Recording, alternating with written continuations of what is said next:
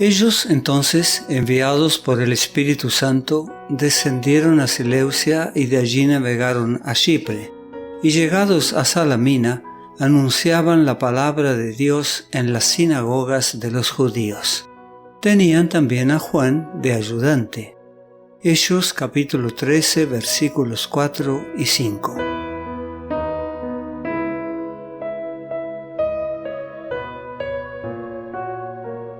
Chipre era uno de los lugares a los que los creyentes habían huido desde Jerusalén a causa de la persecución que siguió a la muerte de Esteban. Fue desde Chipre que ciertos hombres habían viajado a Antioquía anunciando el Evangelio del Señor Jesús. Hechos capítulo 11 versículo 20. El mismo Bernabé era natural de Chipre. Hechos capítulo 4 versículo 36. Y ahora él y Pablo, acompañados por Juan Marcos, pariente de Bernabé, visitaban esa isla. La madre de Marcos se había convertido a la religión cristiana y su casa en Jerusalén se había convertido en un refugio para los discípulos. Allí siempre recibían una buena acogida y tenían ocasión de descansar. Fue durante una de estas visitas de los apóstoles a la casa de su madre cuando Marcos propuso a Pablo y Bernabé acompañarlos en su viaje misionero. Sentía la gracia de Dios en su corazón y anhelaba consagrarse por completo a la obra del ministerio evangélico. Llegando a Salamina, los apóstoles predicaron la palabra de Dios en las sinagogas de los judíos, y habiendo atravesado toda la isla hasta Pafos, hallaron a cierto mago, falso profeta, judío, llamado Bar Jesús, que estaba con el procónsul Sergio Paulo, varón prudente.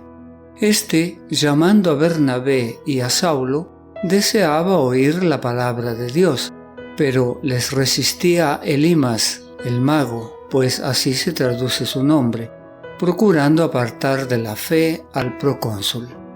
Hechos capítulo 13 versículos 6 al 8. Satanás siempre trata de obstaculizar la edificación del reino de Dios en esta tierra. Los poderes del mal están continuamente trabajando para impedir a aquellos cuya tarea es difundir el Evangelio. Estas potestades de las tinieblas son especialmente activas cuando se proclama la verdad ante hombres de reputación y genuina integridad. Así fue cuando Sergio Paulo, el procónsul de Chipre, estaba escuchando el mensaje del Evangelio. El procónsul había solicitado la presencia de los apóstoles para ser instruido en el mensaje que poseían, y ahora las fuerzas del mal, obrando por intermedio de Elimas, el hechicero, intentaban con sus malignas sugestiones desviarlo de la fe e impedir el propósito de Dios. De este modo, el enemigo caído siempre trabaja para mantener en sus filas a hombres de influencia que, si se convirtieran, podrían prestar un servicio eficaz en la causa de Dios.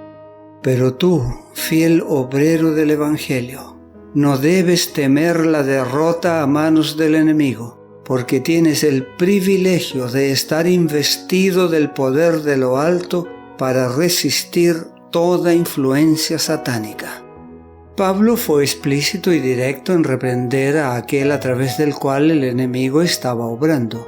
Lleno del Espíritu Santo, condenó al mago con dureza y con razón.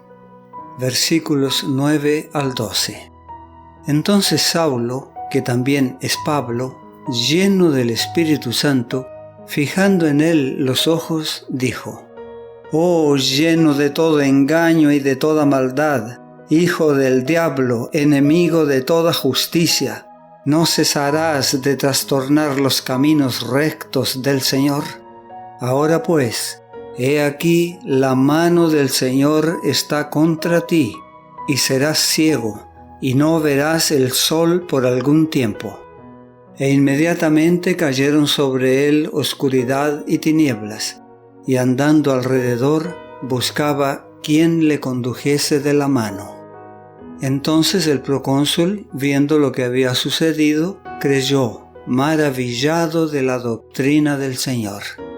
El hechicero había cerrado sus ojos a las evidencias de la verdad del Evangelio, y el Señor, con justa ira, hizo que se cegaran sus ojos naturales, privándolo de la luz del día. Esta ceguera no fue permanente, sino solo por un tiempo, para que fuera advertido y se arrepintiera y buscase el perdón de Dios a quien había ofendido tan gravemente. La confusión en la cual se vio sumido hizo inútiles sus sutiles artes contra la doctrina de Cristo. El hecho de que se viera obligado a andar a tientas en la ceguera demostró a todos que los milagros que los apóstoles habían realizado eran obras del poder de Dios. El procónsul, convencido de la verdad de la doctrina que enseñaban los apóstoles, aceptó el Evangelio. Elimas no era un hombre instruido y, sin embargo, estaba especialmente capacitado para hacer la obra de Satanás. Los que predican la verdad de Dios se encontrarán con el astuto enemigo en muchas formas diferentes. A veces será en la persona de hombres eruditos, pero más a menudo en la de hombres ignorantes, a quienes Satanás ha adiestrado para que sean instrumentos eficaces para engañar a las almas. Es deber del ministro de Cristo permanecer fiel en su puesto, en el temor de Dios y en el poder de su fuerza. Así podrá confundir a las huestes de Satanás y triunfar en el nombre del Señor. No te pierdas nuestro próximo mensaje. La gracia de Dios sea contigo.